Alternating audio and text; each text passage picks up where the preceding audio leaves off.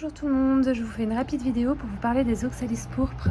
Alors je les avais pris à moins de 4 € en magasin l'été dernier et je les avais mis à l'intérieur de mon appartement et c'est vrai qu'ils n'étaient pas si heureux. Du coup quand l'été s'est terminé, eh bien, je les ai mis dehors, je les ai rempotés dehors et puis ils ont passé tout l'hiver dehors, ils étaient devenus tout moches, tout flétris, etc.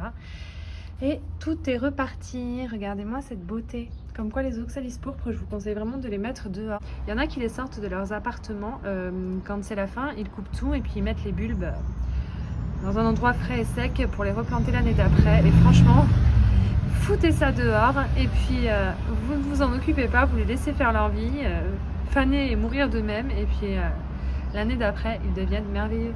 Regardez-moi la taille de ces oxalis s'il vous plaît. Je fais aussi cette vidéo pour vous montrer mes deux variétés parce qu'au final vous les achetez sous le nom d'oxalis pourpre.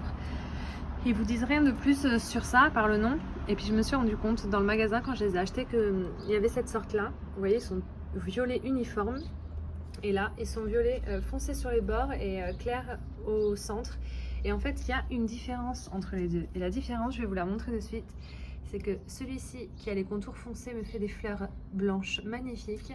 Et alors, il explose, hein, il en fait de plus en plus. Alors que l'autre, lui, il fait des fleurs qui sont dans les tons de rose, violette. Vous voyez la différence ou pas? Attendez, je vais vous les coller pour que vous puissiez voir la différence. On voit quand même, c'est subtil, mais on voit bien la différence. L'un a les fleurs roses et l'autre a les fleurs blanches. Ils sont magnifiques. Franchement, si vous voulez des oxalis pourpres, c'est accessible et ça coûte pas cher. Généralement, le godet est à 4,50 €. Et ça explose. Et en plus, le petit bonus et le petit bonheur, c'est que si vous avez envie d'en avoir dans votre intérieur, vous pouvez quand même en prendre un pour l'intérieur. Et puis, quand la saison se termine, vous pouvez toujours le foutre dehors. Et personnellement, moi, il m'arrive très souvent de faire des bouquets. C'est-à-dire que vous allez prendre les tiges, là, vous coupez une tige, vous mettez tout ça, vous faites un beau petit bouquet, vous le mettez dans un petit vase avec de l'eau. Et alors, vous avez une chance sur deux pour que la tige fabrique un nouveau bulbe et des racines. Et ensuite, vous pouvez le replanter et faire d'autres oxalis. Par contre, c'est très invasif, hein, faites attention. Vous voyez, c'est dans un pot. Mais si vous mettez ça à même le sol dans votre jardin, vous n'arriverez jamais à vous en débarrasser. Jamais. Moi, j'avais planté un de mes petits pieds dans un endroit en pleine terre. 2-3 jours après, je l'ai changé de place et puis quand les beaux jours sont arrivés, là où je l'avais planté la première fois, c'est ressorti quoi. Regardez-moi ces beautés.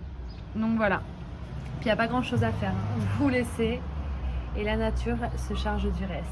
Voilà, c'était une petite vidéo sur les oxalis que je voulais vous partager parce que c'est trop chouette quoi.